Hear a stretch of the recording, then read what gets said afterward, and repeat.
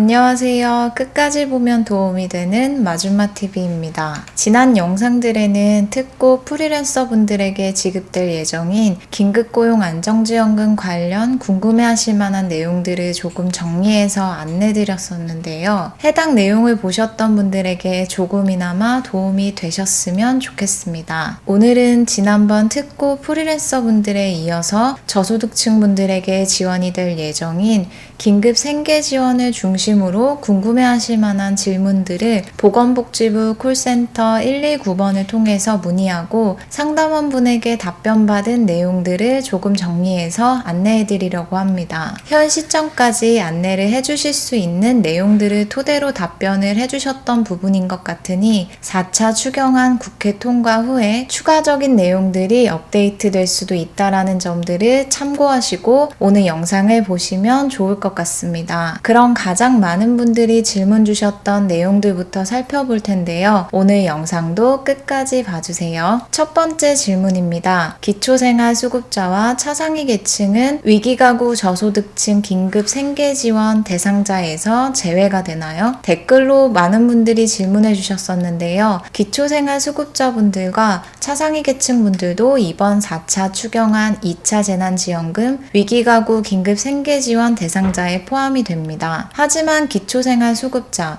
차상위 계층 등 자격 보유만으로는 지원 대상자가 되는 것은 아닙니다. 즉, 기초생활수급자, 차상위 계층이라 할지라도 위기가구 긴급생계지원 대상자 요건으로 요구되는 소득, 재산, 소득 감소 등을 충족하셔야 가능합니다. 지원 대상자 자격 요건에 대해서는 오늘 영상 내용 안에 포함되어 있으니 확인해 보시면 좋을 것 같습니다. 기초생활수급자인데 생계급여를 받는 경우에는 지원 대상자에서 제외되나요? 또한 주거급여와 의료급여만 받고 생계급여는 받지 않는 경우에는 긴급생계지원 대상자에 포함이 될까요? 기초생활수급자분들 중에서 생계급여를 받고 계시는 경우에는 지원 대상자에서 제외되며 주거급여나 의료급여를 받고 계신 분들의 경우는 이번 2차 재난지원금 위기가구 긴급생계비 지원 대상자 요건을 모두 충족하신다면 신청 가능하다고 합니다. 또한 긴급복지생계지원을 받으셨던 분들의 경우는 이번 위기가구 긴급생계지원 대상자에서 제외된다라는 점도 함께 참고해주세요. 위기가구 긴급생계비는 2차 재난지원금, 새희망자금,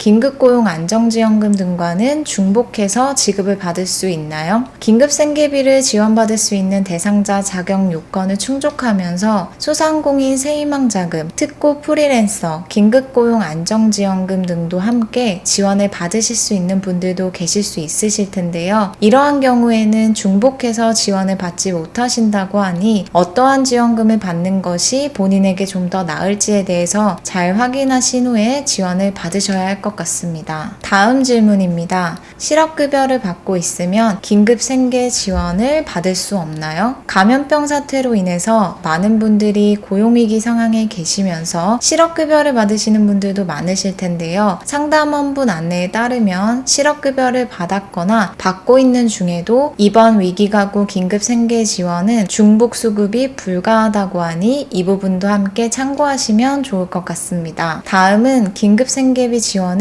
아동돌봄과 통신비와 중복해서 받을 수 있는지에 대한 부분인데요. 현재로서는 긴급생계비 지원이 아동돌봄과 통신비와는 중복이 불가하다고 안내를 받은 부분이 없기 때문에 중복 수령이 가능한 부분이라고 안내해 주셨습니다. 이번 긴급생계비 지원 대상자 자격 요건 중에 소득 기준이 있는데요. 그 소득 기준 중위소득 75% 이하에 대해서 알아보겠습니다. 올해 기준 급여소득 세전 금액을 보게 되면 추후 긴급생계지원 신청을 하게 되면 조회되는 소득을 반영할 예정이라고 합니다. 긴급생계비 대상자 자격 요건 중에서 소득 감소 25% 이하를 증빙하셔야 하는 부분이 있는데요. 이러한 증빙은 어떻게 해야 하는지에 대해서 안내받은 내용들을 토대로 말씀드릴게요. 근로소득이라면 하면 원천징수 영수증이나 소득금액 증명원 같은 것으로 소득이 감소되었다라는 것을 입증할 수 있고, 만약 공적 자료가 없으시다면 소득 감소 확인서나 근로계약 체결서, 급여 지급 명세서, 급여 지급 통장 내역서 사본 등을 같이 제출해서 소득이 감소되었다라는 것을 입증하면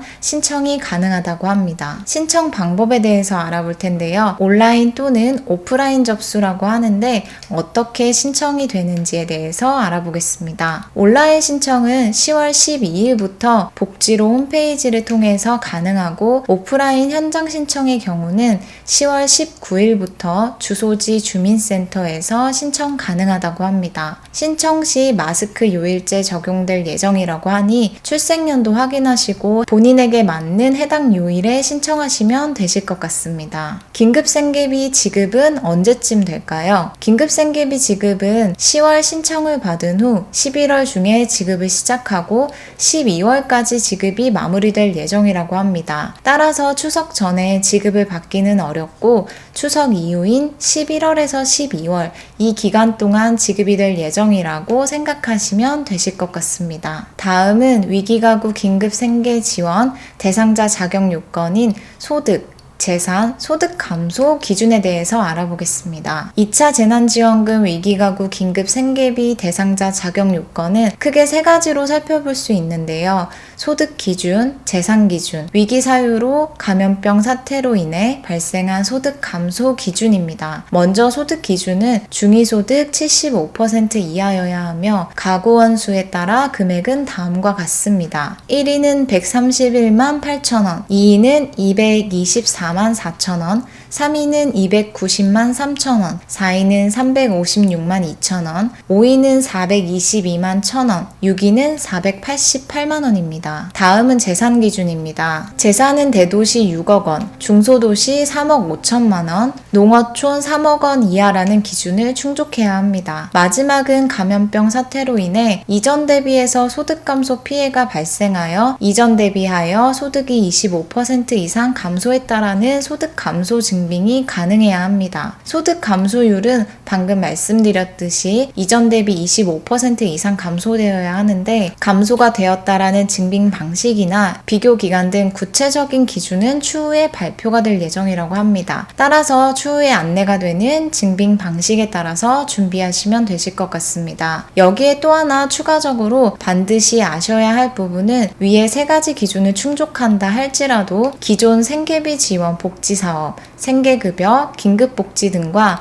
새희망자금, 긴급고용안정지원금 등과는 중복해서 지급을 받으실 수 없다라는 점 다시 한번 체크하시면 좋을 것 같습니다. 긴급생계지원 이외에 저소득층이 받을 수 있는 지원사업에 대해서 알아보겠습니다. 내일키움 일자리 사업이 있습니다. 15개 시, 도, 광역자활센터 및 사회적 경제조직 등과 함께 감염병 사태로 어려움을 겪고 있는 저소득층에게 2개월간 단기 일자리를 제공하는 것이 주된 내용입니다. 만 65세 미만 기준 중위소득 75% 이하 저소득층이 지원 대상자이며, 소득은 가구별 건강보험료 납입액을 기준으로 참여 가능 여부를 확인할 예정입니다. 단 재활 근로 및 타 재정지원 일자리 중복 참여자는 지원 대상자에서 제외됩니다. 내일키움 일자리 사업을 통해 일자리에 참여하면 급여는 얼마를 지급받나요? 2개월간 단기 일자리를 제공해드리며 11월에서 12월 2개월 동안 약 5,000명에게 월 180만원을 지급하고, 2개월 동안 근속 시에는 근속장려금 20만원을 추가적으로 지급할 예정입니다. 아직 세부적인 참여 기준 및 신청자 등은 발표 전이며, 추후에 해당 내용들이 확정되면 보건복지상담센터, 한국자활복지개발원 또는 광역자활센터를 통해서 안내가 될 예정이라고 합니다. 따라서 해당 내용들이 추후에 궁금하신 분들은 관련 기관으로